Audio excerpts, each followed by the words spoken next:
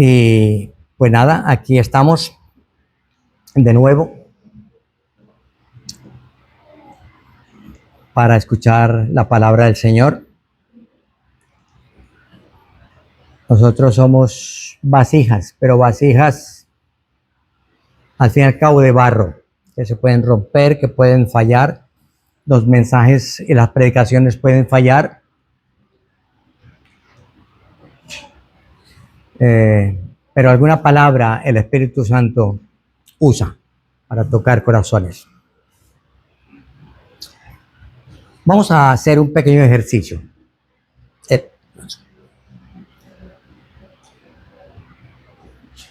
Hay un guión. Dice este texto: pero estoy seguro de vosotros, hermanos míos, de que vosotros mismos estáis llenos de bondad, llenos de todo conocimiento, de tal manera que podéis, y hay un guión allí, los unos a los otros. La idea es que me digáis qué palabra viene a tu mente que puedas colocar allí en ese espacio. Leámoslo nuevamente, leámoslo en voz alta. Pero estoy seguro de vosotros, hermanos míos, de que vosotros mismos estáis llenos de bondad, llenos de todo conocimiento, de tal manera que podéis los unos a los otros. ¿Qué decíais? ¿Cuál es la palabra que va allí enseguida? Amaros. ¿Cuál otra se te ocurre? ¿Habrá otra que encaje allí? Aparte de amaros. Aguantaos. Bueno, aguantaos. Acompañaos. ¿Qué más? Orar unos por otros. ¿Qué más? Servidos unos a otros. Bien. ¿Qué más? No podemos llenarlo con otra cosa. Ayudaos unos a otros. Sí, podemos colocar allí muchas cosas. Muy bien. Romanos capítulo 15, versículo 14. Esas fueron nuestras ideas de lo que podríamos colocar allí. Vamos a ver qué es lo que Dios quería decir allí. Romanos capítulo 15 y el versículo 14.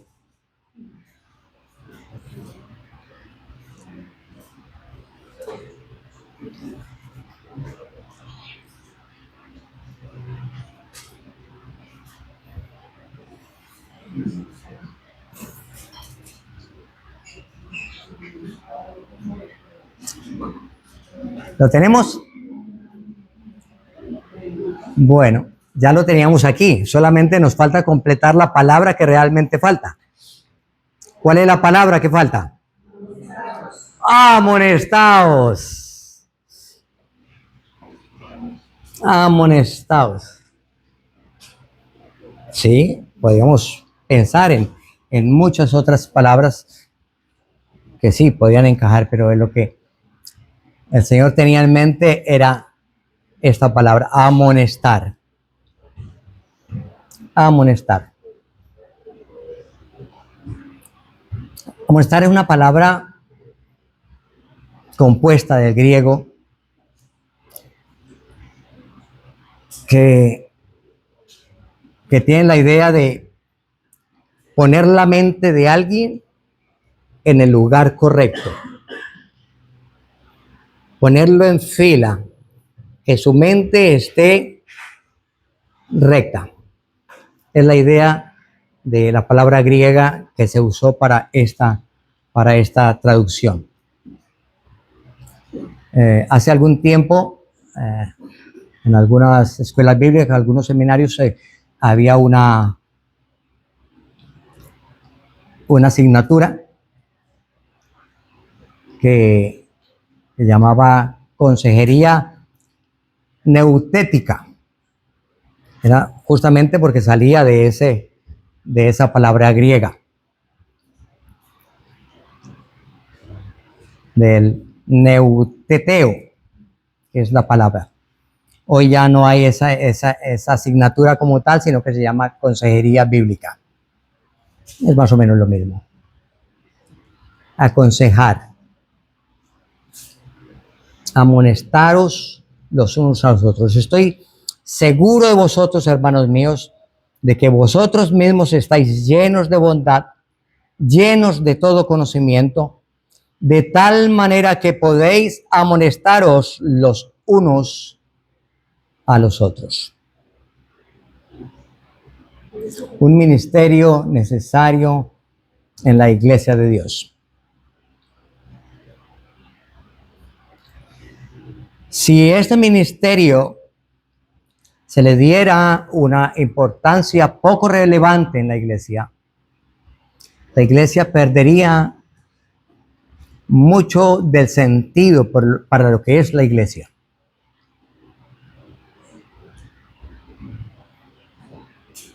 Es un ministerio importante dentro de la congregación local. Una iglesia que no amonesta deja de ser iglesia para convertirse en lugar de entretenimiento de las personas. Se convierte en el lugar donde vamos a ir para tranquilizar un poco la conciencia de mi mal obrar durante la semana. Entonces voy a la iglesia y cumplo el rito religioso de asistir, de escuchar un poquito de la palabra de Dios, de cantar, de orar o al menos escuchar las oraciones y poco más. Bueno, y verme con la amiga que más quiero y con el amigo con el que tengo mucho feeling y en eso se convertiría una asamblea que no tiene el ministerio de la amonestación. Una iglesia que puede ver que hay cosas que no van bien, que funcionan mal, que hay descontrol, que hay falta de conocimiento de la doctrina y que pasen carros, carretas y carretillas y vamos para adelante. No pasa nada. Pero una iglesia que tiene el ministerio de la amonestación es una iglesia bíblica.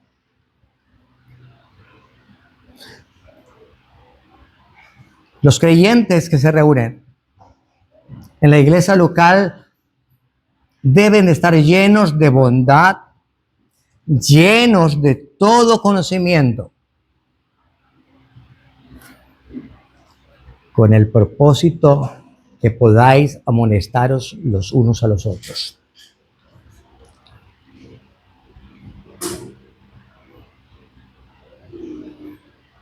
Poder recibir amonestación y dar amonestación. Sentir amor por la amonestación y, por consiguiente, no enfadarme porque he sido amonestado, sino por el contrario, amar la amonestación.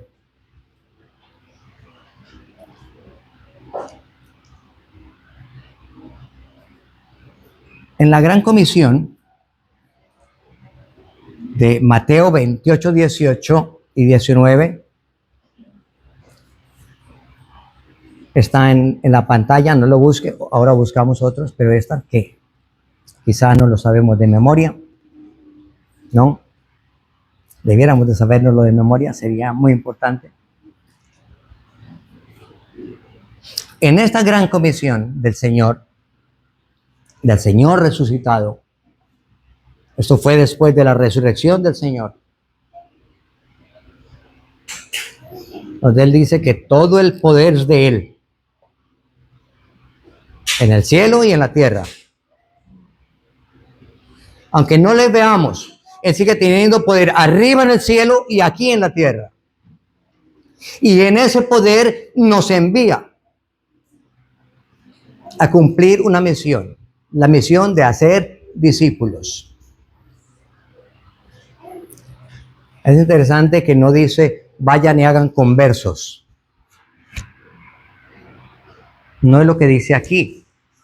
Dice vayan y hagan discípulos. Discípulos nos habla de disciplina, de compromiso, de un sentido lógico en lo que estamos haciendo. Porque eso es la vida cristiana. Una vida con sentido, una vida con disciplina, una vida que debe tener puesta la mirada en aquel que es el jefe y Señor. Y no hay nadie más grande que haya encarnado tal comisión que el apóstol Pablo. Aquel que nos ha escrito el texto que leíamos al principio.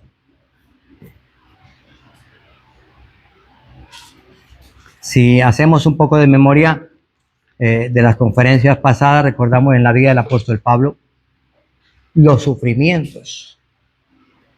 ¿Cuántos sufrimientos? Y recordáis la última, los que tuvieron aquella conferencia del apóstol Pablo, la última presentación del hermano de Piera, Ever. ¿Recordáis que nos puso una diapositiva del apóstol Pablo, más o menos, en una cárcel? En esa conferencia donde se presentó eso, lo digo porque visualmente uno recuerda más, se nos habló de los sufrimientos del apóstol Pablo. Cárceles, cadenas, torturas, azotes, hambres, trabajos. Muchas aflicciones, muchos dolores sufrió el apóstol Pablo.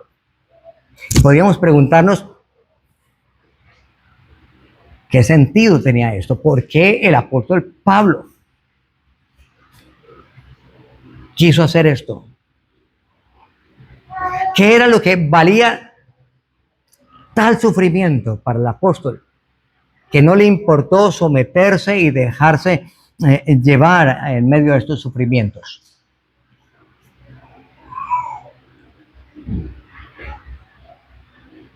¿Qué era lo que Pablo quería perseguir? ¿Qué era lo que era tan importante para él? Que no importaba que lo azotaran, que no importaba que lo metieran en la cárcel, que no importaba que intentaran apedrearlo.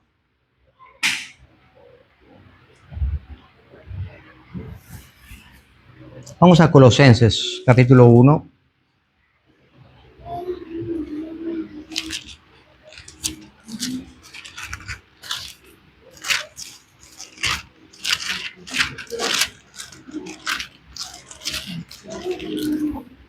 Colosenses, capítulo 1.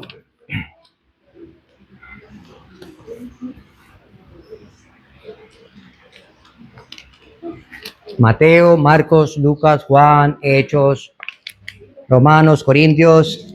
El hermano Carlos nos ha estado insistiendo, ¿no?, en hacer ese ejercicio de aprendizaje de los libros para encontrarlo, para buscarlo. Es que es muy fácil en el móvil, uno le da y ahí aparece el numerito y le da al clic y él le busca. Pero es un peligro con eso. ¿Sabe? Nos pasó, fuimos a visitar una congregación que queríamos visitar, la familia allí en Madrid. Queríamos ver el progreso o lo que estaba pasando en la congregación y hemos ido. Para sorpresa nuestra, uno de los que estaban en la cena, supuestamente era la cena, y el que se paró, un hombre ya de cierta edad, en chores, con chancla, con camisilla y con el teléfono, y fue a leer porque estaban en la cena, y en la cena se acostumbra tener, o se acostumbra no, debe ser de devoción porque venimos a recordar al Señor. Pero bueno, a lo que voy, sacó su móvil, le dio y comenzó a leer. resulta que le dio al botón que no era y comenzó a leer otra cosa que no tenía nada que ver. Dice, perdón, es que me he equivocado. Ya no me acuerdo cuál es. Qué vergüenza. Pues que no nos pase eso, ¿no? Aprendamos a manejar el libro y que ojalá nos volvieran a llamar la iglesia del libro. A eso llamaban a los antiguos, ¿no? La iglesia del libro. Mire, una de las cosas buenas, y perdone que me aparte un poquito, una de las cosas buenas de manejar las escrituras es que la puedes subrayar, el papel todavía se puede subrayar. Hay una cosa que llama lapicero, bolígrafo, bolis, y eso pinta, ¿eh? Y con eso se puede subrayar en aquellas cosas que Dios le está hablando. Dice, aquí esto es para mí. Escríbalo, subráyelo. En el móvil puedes hacer notas, pero luego eso se va a un archivo que luego ni lo encontramos. Ahora le iba a mandar al hermano una nota y casi que no la encuentro.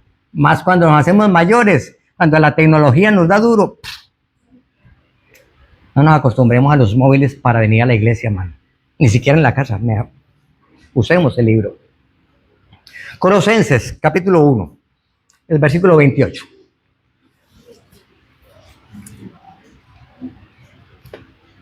Ay, Rodrigo, ¿por qué nos dice eso? Es que ahí dice que ya podemos amonestar. Bueno, el texto que leíamos ahora, ya podemos amonestar. Es una amonestación.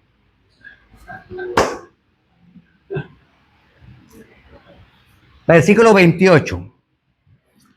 Bueno, desde antes, hablando de Cristo, que es Cristo en vosotros la esperanza de gloria, a quien anunciamos, amonestando a todo hombre y enseñando a todo hombre en toda sabiduría, a fin de presentar perfecto en Cristo Jesús a todo hombre. Para lo cual también trabajo luchando según la potencia de Él, la cual actúa poderosamente en mí.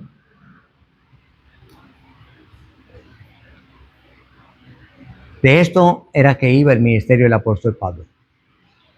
Y esta era la razón por la cual no le importaba los padecimientos, las aflicciones, las cárceles, porque a él lo que le importaba era que aquellos a los que él les hablaba, con los que él compartía,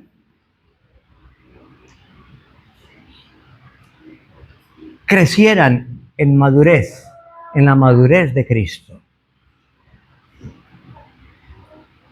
Él anhelaba que aquellos que escuchaban sus palabras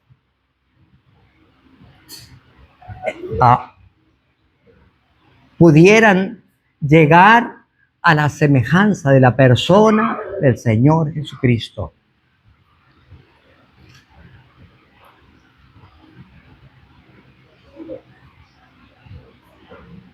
El deseo de Pablo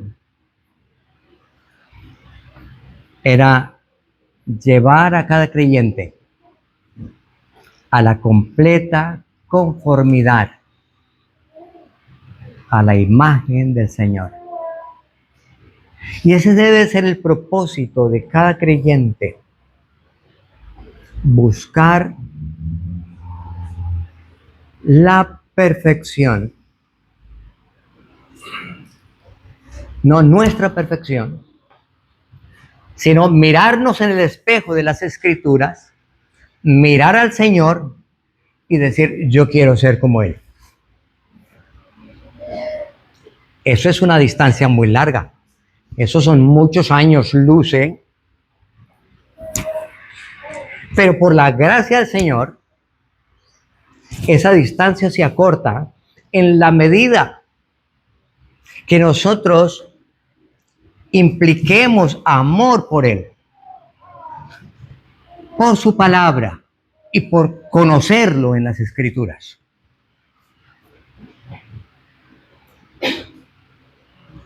Ese era el afán del apóstol Pablo. Que los creyentes fueran perfectos en Cristo. Que me golpean, no importa, pero el hermano Carlos recibió lo que yo quería que él escuchara. Que me metieron a la cárcel, no importa, porque entonces los carceleros escucharon.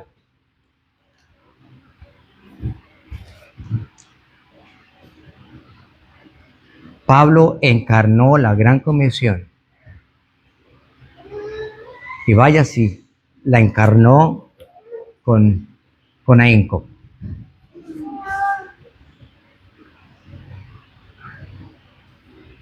Buscar el parecernos al Señor debiera ser nuestra meta.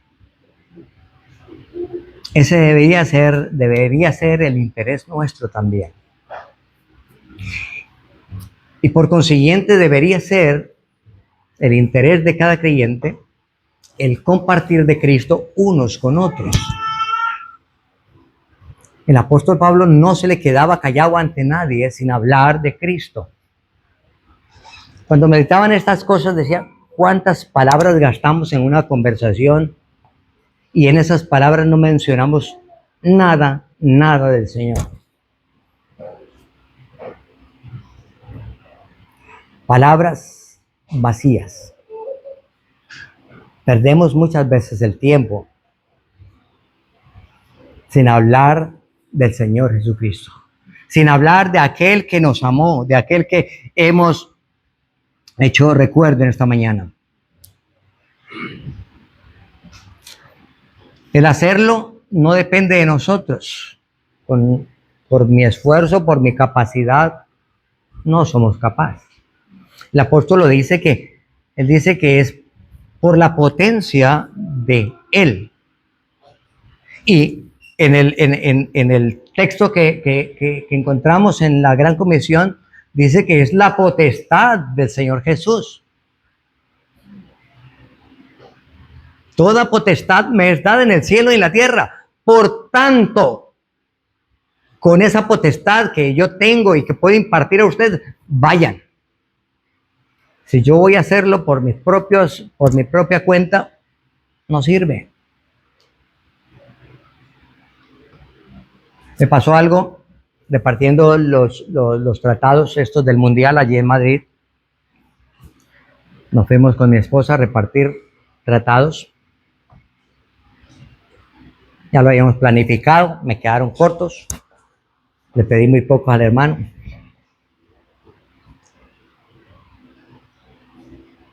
Nos fuimos a repartir los tratados, había una cantidad de gente. En la mañana había habido la misa de allí en Cibeles, más de 1 millón de personas reunidas.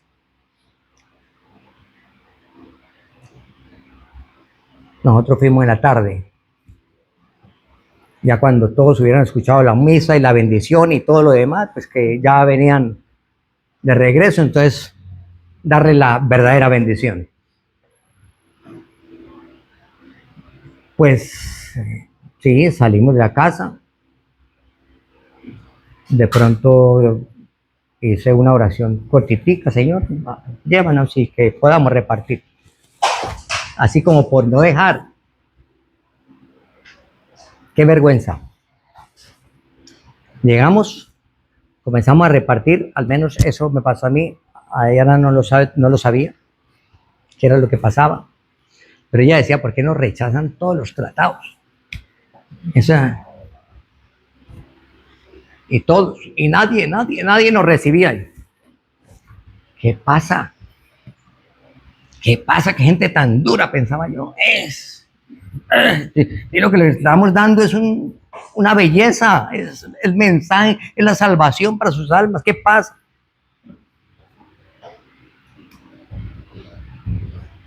Me tocó pararme en un semáforo mientras hacía el cambio de luces.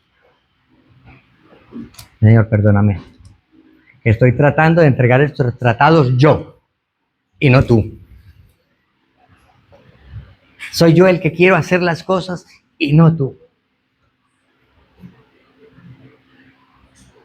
Con nuestras fuerzas no hacemos nada.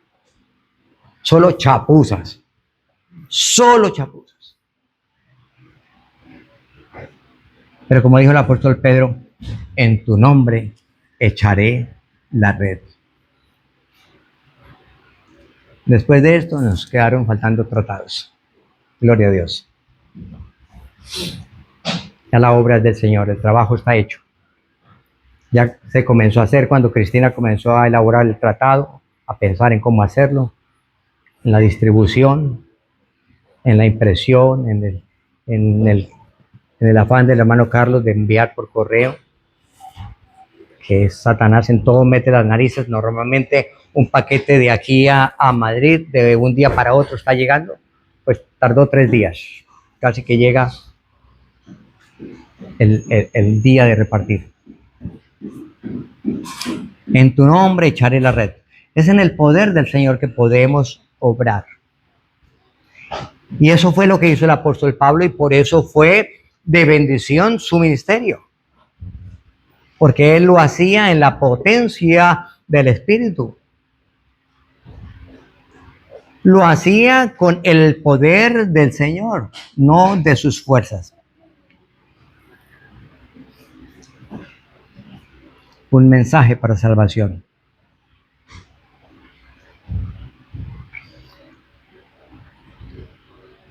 Id y hacer discípulos.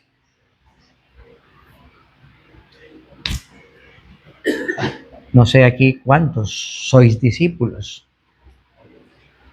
Tal vez hay conversos. Pero ¿qué tantos discípulos hay aquí que quieran actuar en el poder del Señor? En el poder de la gran comisión que el Señor nos invita a hacer en su nombre.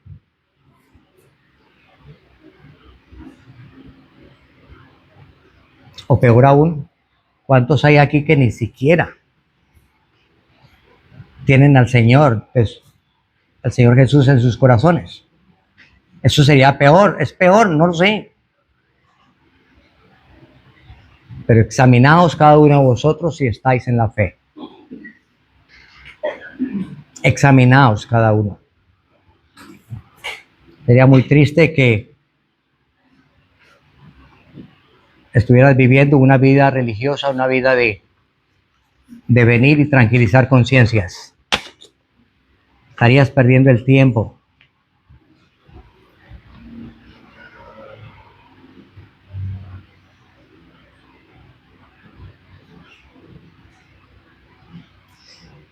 Dios permita de que no sea el caso de ninguno aquí. Sería lamentable y sería muy, muy doloroso. Pienso en Romanos 10, 26. Porque si pecaremos voluntariamente después de haber recibido el conocimiento de la verdad,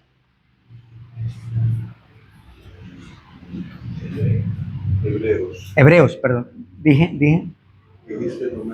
Perdón. Sí. Hebreos. Oh, gracias, hermano Carlos. Hebreos 10, 26.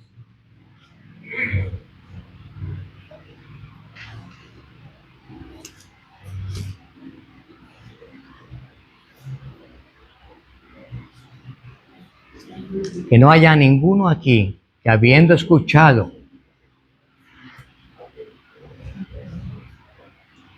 la palabra de verdad, el evangelio de vuestra salvación, no habéis creído en aquel que puede salvarte. Porque qué tristeza. Porque si pecamos, si pecaremos voluntariamente, después de haber recibido el conocimiento de la verdad, ya no queda más sacrificio por los pecados.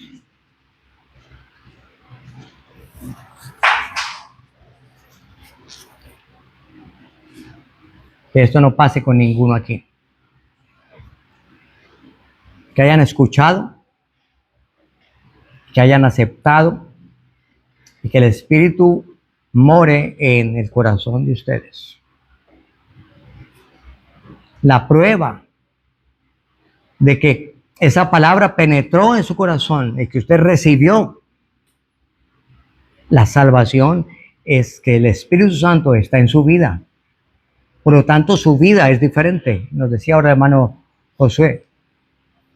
Es una vida diferente. Es un andar diferente. No es un andar religioso. No es un andar de cada domingo voy al culto, por no decir que voy a la misa. Es una vida diferente. Porque si pecaremos voluntariamente después de haber recibido el conocimiento de la verdad, ya tenéis el conocimiento de la verdad, que somos pecadores y que Jesucristo vino para salvarte. Esa es la verdad. Y si tienes ese conocimiento, ya no hay más sacrificio por el pecado, sino horrenda expectativa de juicio para ti. Dios permita que no pase eso con ninguno aquí en esta mañana. Sería terrible.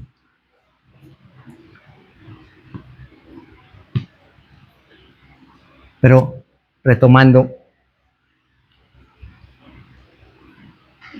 hay muchos creyentes que tienen una vida, que han entendido el proceso de salvación.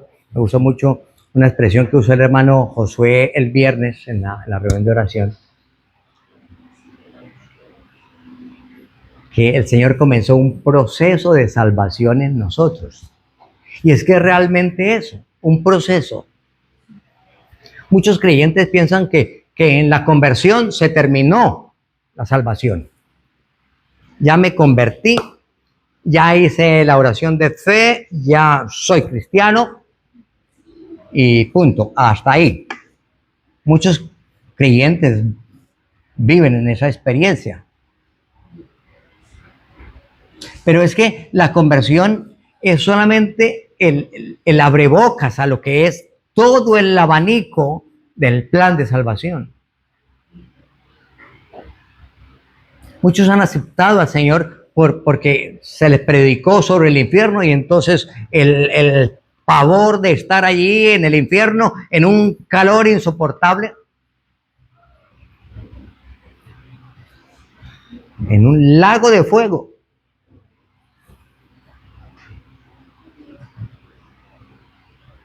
Entonces, yo quiero seguir adelante. Hablaba evangelizando una mujer, hablábamos de eso y pues toqué el infierno. Y entonces yo, no, yo no quiero ir al infierno, yo no quiero ir al infierno, yo quiero recibir al Señor. Está bien, reciba al Señor, pero porque es Dios, no por miedo al infierno. Acéptelo porque Él te amó. Y como dijo el hermano Carlos, nos recordaba el texto de esta mañana. Él nos amó primero. Por eso entonces nosotros amémosle. Vivamos una vida cristiana de amor hacia Él.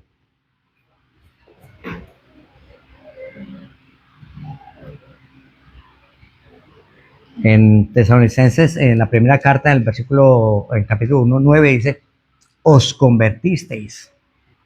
Eso es, el convertirnos, allí habla de los ídolos, os convertisteis de los ídolos a Dios. Bueno, es una conversión, es un cambio de sentido en nuestra vida. Ese es el inicio del plan de salvación de Dios. Que nos enteremos que vamos por un camino equivocado, porque al hombre hay caminos que le parecen derechos, pero al final son caminos de muerte, son torcidos. Entonces, cuando hay una conversión es porque he reconocido que ese camino está errado y entonces doy media vuelta y me arrepiento de ese camino y tomo una nueva dirección. Pero luego sigue el proceso en la salvación, de que somos salvos del poder del pecado. Y eso no es así. Eso es un trabajo 24/7, 365. Todos los días. Todos los días. Porque todos los días podemos deslizarnos. Ayer en Rosselló hablamos del camino estrecho. Estamos en el camino estrecho y es tan fino que podemos deslizarnos. Es tan angosto que nuestros pies se pueden salir del camino. Por lo tanto, tenemos que andar muy finito como cristianos. Si es que queremos agradar a aquel que nos llamó de las tinieblas a la luz.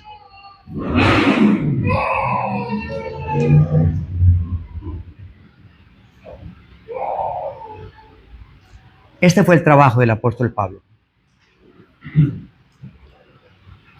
Procurar que los creyentes buscaran el parecerse al Señor.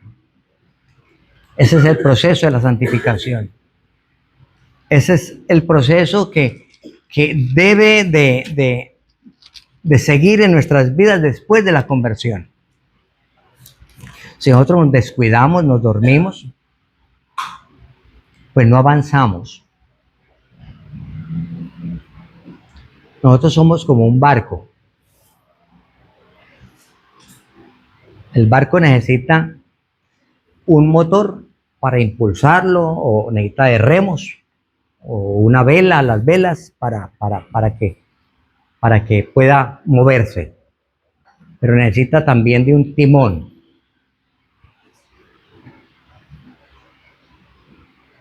Y con la fuerza que se le da a través de los remos al motor, el barco avanza. Y con la sabiduría y la pericia del piloto, del capitán, pues maneja el timón y lo lleva al lugar que quiere.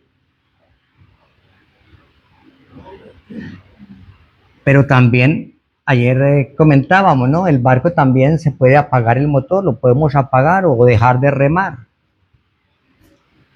Y atar el timón y dormirnos, echarnos a dormir. Puede que el barco llegue al puerto, puede que llegue a la costa. Pero ¿en qué condiciones? A lo mejor llega hecho pedazos. Se golpea allá contra una roca, viene una ola y lo voltea. Puede pasar muchas situaciones. A diferencia del barco que va bien con un buen capitán que lleva el control y con un buen motor empujando el barco. Nuestras vidas son eso. O nos sometemos a la dirección del Señor, a que Él sea el que controla nuestra vida, que su Espíritu a través de la palabra nos dé la fuerza y el empuje para seguir adelante, o nos echamos a dormir. Ambos barcos llegarán. Uno llegará muy bien, a tiempo y feliz. El otro llegará estrujado, maltrecho, sin carga, sin la carga, quedó esparcida en el camino. Eso pasará con muchos creyentes.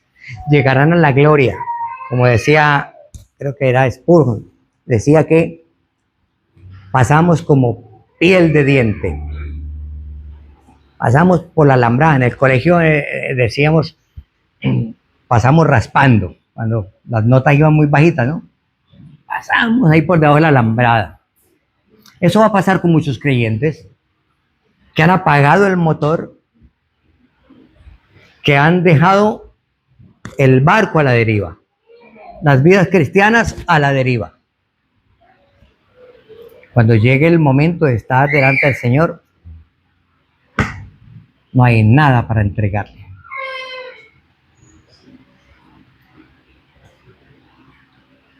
Hermanos, que podamos ser cautelosos. Hay al menos 3, en mi experiencias que sufrí, que viví, amargas por muchos años.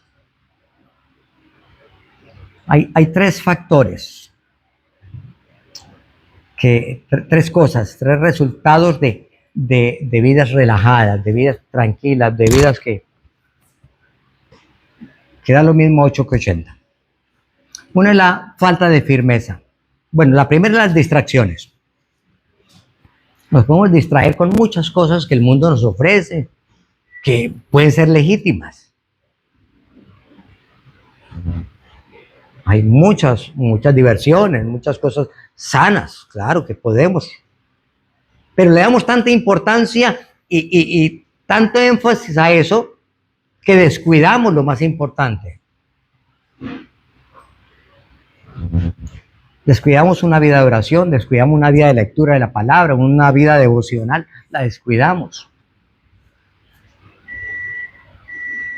Venimos a la reunión, escuchamos el mensaje y pensamos que nos vamos a acordar de él. Mentiras, que a los 15 días no nos acordamos de lo que Carlos nos dijo ahora 15 días o el hermano Juan Felipe. Porque tal vez cuando estemos escuchando la palabra estamos distraídos en aquellas tantas cosas que nos ocupan en el día a día. Eso suele pasar. Si damos tanta importancia a las distracciones, podemos comenzar a vivir una vida relajada en la vida cristiana. Se los digo porque de esta manera, porque yo lo viví. Comienza uno a dejar de orar. La Biblia, pues leamos por ahí un salmo, el que más me gusta, o recito el Salmo 23 que me lo sé de memoria y punto. Otra cosa es la falta de firmeza. El no ser firme en aquellas cosas que hemos aprendido. Hermanos, hemos recibido muy buenas enseñanzas doctrinales, muy buenas enseñanzas de la palabra. Hemos tenido excelentes conferencias. Hemos tenido excelentes mensajes en la predicación de la palabra. Los que nos congregábamos en Colombia, disfrutamos de campamentos, disfrutamos de unas conferencias maravillosas, de enseñanzas maravillosas, de maestros de la palabra. Pero no hemos, si descuidamos la firmeza en aquellas cosas que aprendimos,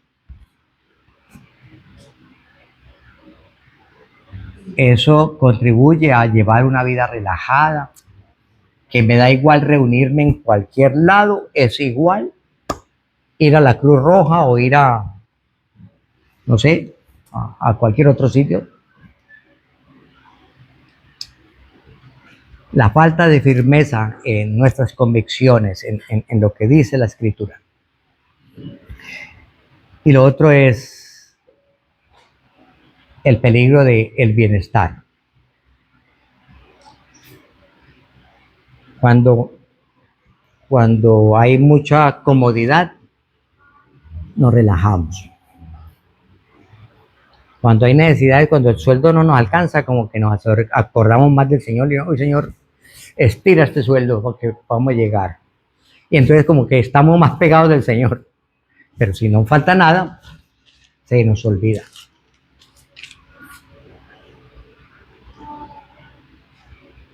Se nos olvida.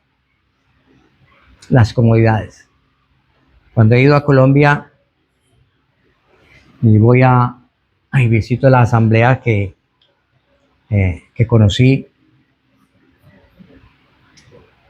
hoy veo a muchos creyentes que antes sus padres iban en autobús, otros en bicicleta, otros como nosotros que en el barrio donde vivíamos no había transporte y teníamos que ir a veces hasta con botas pantaneras para poder llegar al lugar. Pero hoy los hijos de esos creyentes tienen muchas comodidades y yo los veo tan relajados para con sus hijos.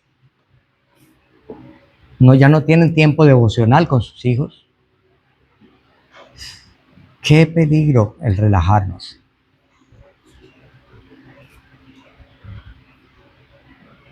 Distracciones, falta de convicción, de firmezas y amor por el bienestar.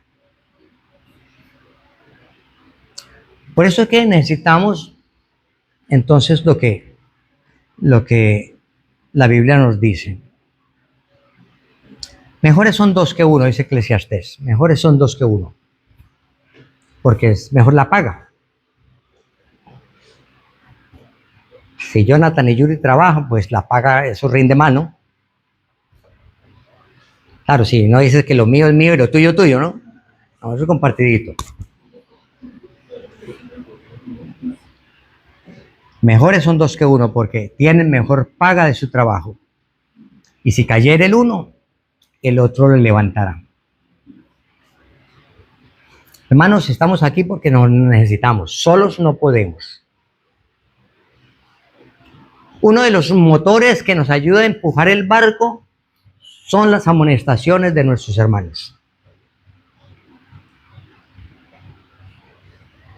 Que cada hermano sea humilde y sencillo para ver, en primer lugar, mis propios errores y estar atento para cuando mi otro hermano venga a corregirme, yo aceptarlo con humildad y corregir mi mal proceder.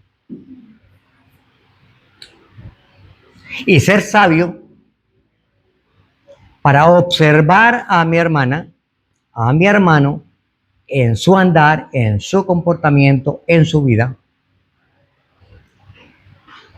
Y en la sabiduría y en la humildad requerida, ir a ese hermano y decirle, mira, estás obrando mal, eso que estás haciendo es incorrecto, no debes hacerlo. Nos necesitamos, solos no podemos. No vemos nuestros propios errores. El salmista decía, líbrame de los que me son ocultos.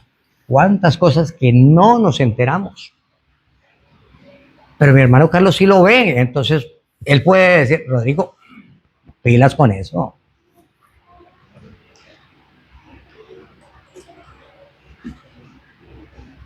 O Sebastián. Eso no tiene que ser los hermanos responsables de la congregación.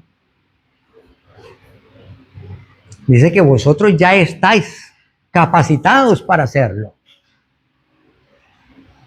Vosotros estáis llenos de bondad, llenos de sabiduría, llenos de conocimiento, de tal forma que os podéis amonestar unos a otros. De tal forma que poder ser de ayuda para que todos juntos rememos y lleguemos a feliz puerto. Amonestarnos unos a otros.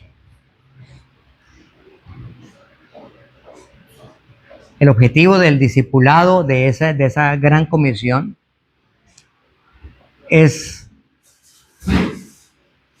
precisamente el enseñar, el mostrar a Cristo.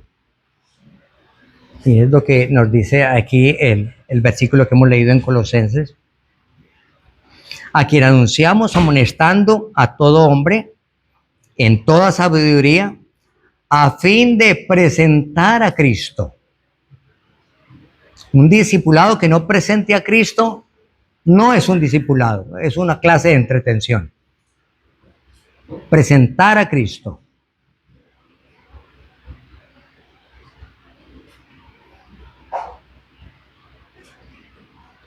A fin de presentar perfecto en Cristo Jesús a todo hombre.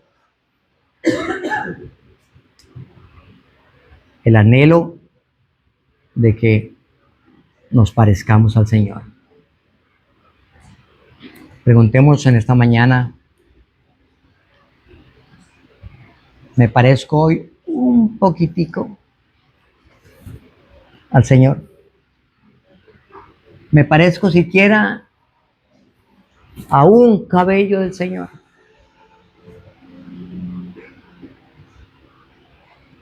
Dios quiera que crezcamos en el conocimiento de Él, que abundemos en el conocimiento de Él. Y que este ministerio de amonestarnos unos a otros lo podamos ejercer con humildad, con sabiduría.